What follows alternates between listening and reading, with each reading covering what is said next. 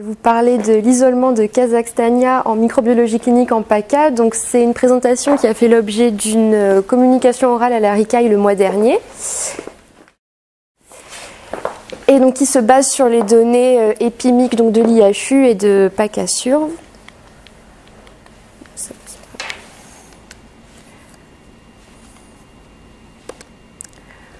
Donc pour commencer, une rapide présentation donc, du genre Kazakhstania. C'est une levure ubiquitaire, on la retrouve partout dans le monde et chez de nombreux animaux.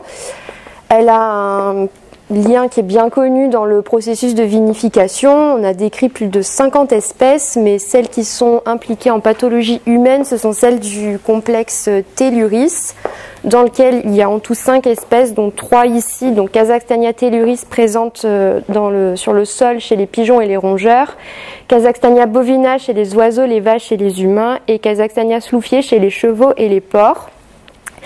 Donc leur identification pour le diagnostic de routine par Malditov est suffisante. Mais si on veut bien discriminer au sein du complexe d'espèces les différentes espèces, le séquençage est conseillé. Et dans la littérature, il y a certains auteurs qui recommandent le séquençage de 3 gènes différents, dont le gène ITS. Et pour terminer sur cette rapide introduction, donc c'est une levure qui est opportuniste.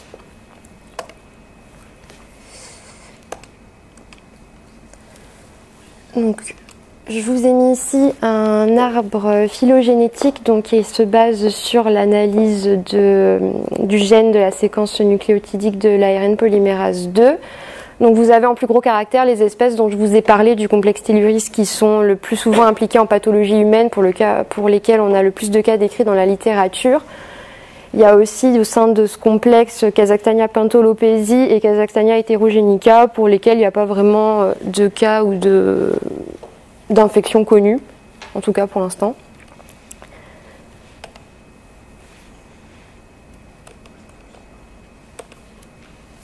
Donc, en ce qui concerne l'épidémiologie en région PACA, se basant sur les données épimiques et PACASURV sur 10 ans, on a pu recueillir 5 prélèvements en culture. Donc ça concernait 4 hommes et 1 femme, donc l'âge médian, il me semble que c'était 34 ans. Donc pour 2 d'entre eux, c'était des prélèvements respiratoires. On n'a pas pu vraiment conclure à une infection ou à une colonisation. Il en est de même pour le prélèvement urinaire. En revanche, pour les 2 prélèvements que je vous ai encadrés, donc premièrement, donc le prélèvement vaginal Kazakhstania telluris avait été isolé seul et associé à une clinique évocatrice. Donc là, on a pu conclure à une infection. Et pour le liquide péritonéal, donc c'est des données qui nous sont issues de PACASURV de l'hôpital de Toulon. Pareil, Kazakhstania telluris avait été isolé tout seul et comme c'est un prélèvement qui est censé être stérile, on a conclu à une infection également. Donc, en ce qui concerne son implication en pathologie humaine, je vous ai mis ici une étude strasbourgeoise rétrospective observationnelle qui s'est déroulée sur 13 ans, donc entre 2007 et 2020. Donc, qui recensait 13 patients avec un prélèvement positif en culture à Kazakhstania. Donc il y avait 9 colonisations, une infection cutanéo-muqueuse, c'était une œsophagite, et 3 infections fongiques invasives, dont une fongémie. L'âge médian, c'était 63 ans et tous les patients présentaient des pathologies sous-jacentes donc qui auraient pu favoriser la colonisation ou l'infection fongique invasive et c'était le plus souvent des diabètes de type 2 ou des personnes qui étaient en rémission de leucémie. Et pour 11 de ces 13 patients, ils avaient isolé de façon concomitante Candida albicans.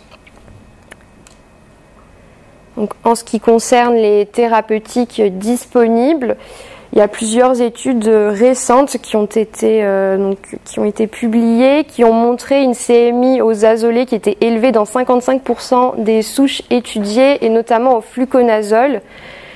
Et ils ont expliqué ça par son utilisation accrue en prophylaxie.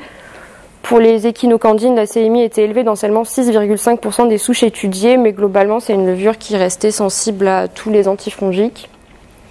Le petit tableau que vous avez sur le côté, là, il est issu d'un case report de l'hôpital de Poitiers. C'était une patiente de 81 ans et c'est une souche qui a été prélevée d'un cathéter. Donc pour les données de l'IHU, ce qu'on peut conclure, c'est qu'elles sont en accord avec ce qu'on a vu, ce que je vous ai présenté juste avant, avec ce qui est dit dans la littérature. On a une levure qui reste sensible à tous les antifongiques, à l'amphobé, aux échinocandines, avec des CMI un petit peu plus élevés au fluconazole.